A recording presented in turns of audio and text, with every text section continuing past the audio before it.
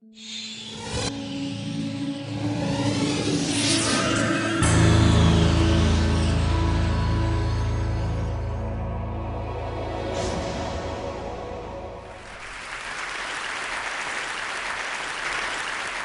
I'd like to show you today is something in the way of an experiment. Today's It's the View. It's a demonstration of augmented reality. And the visuals you're about to see are not pre-recorded. They are live and reacting to me in real time. I like to think of it as a kind of technological magic. So, fingers crossed, and keep your eyes on the big screen. Augmented reality is the melding of the real world with computer-generated imagery. It seems the perfect medium to investigate magic and ask why in a technological age we continue to have this magical sense of wonder. Magic is deception, but it is a deception we enjoy. To enjoy being deceived, an audience must first suspend its disbelief. It was the poet Samuel Taylor Coleridge who first suggested this receptive state of mind. I try to convey a semblance of truth in my writing, to produce for these shadows of the imagination a willing suspension of disbelief that, for a moment, constitutes poetic faith. This faith in the fictional is essential for any kind of theatrical experience. Without it, a script is just words.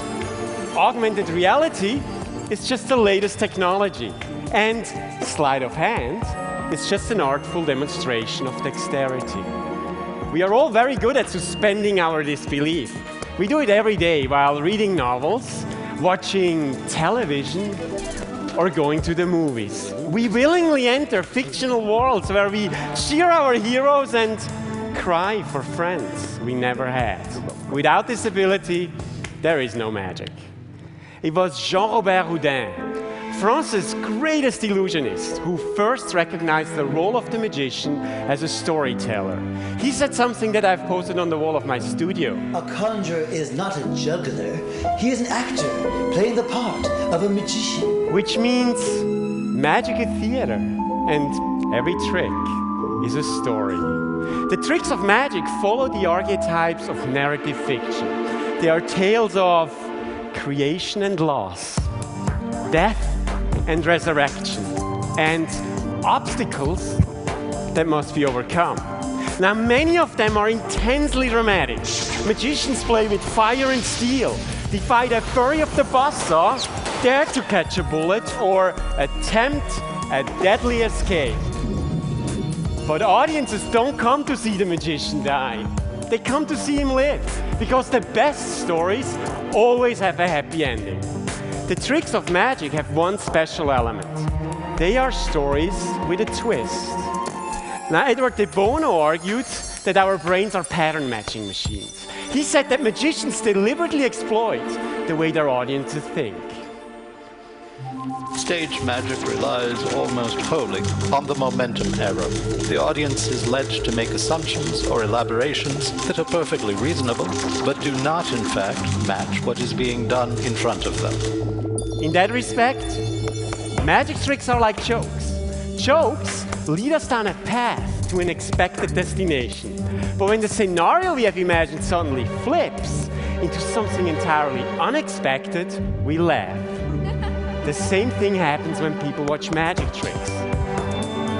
The finale defies logic, gives new insights into the problem, and audiences express their amazement with laughter. It's fun to be fooled. One of the key qualities of all stories is that they are made to be shared. We feel compelled to tell them. When I do a trick at a party, that person will immediately pull their friend over and ask me to do it again. They want to share the experience. That makes my job more difficult because if I want to surprise them, I need to tell a story that starts the same but ends differently. A trick with a twist on a twist. It keeps me busy. Now, experts believe that stories go beyond their capacity for keeping us entertained. we think in narrative structures. We connect events and emotions and instinctively transform them into a sequence that can be easily understood. It's a uniquely human achievement. We all want to share our stories, whether it is the trick we saw at the party, the bad day at the office, or the beautiful sunset we saw on vacation. Today, thanks to technology, we can share those stories as never before by email, Facebook, blogs, tweets, on TED.com. The tools of social networking.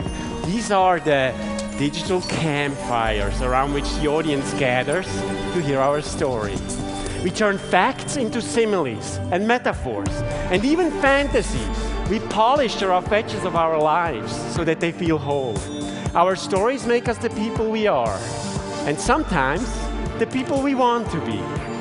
They give us our identity and a sense of community. And if the story is a good one, it might even make us smile. Thank you.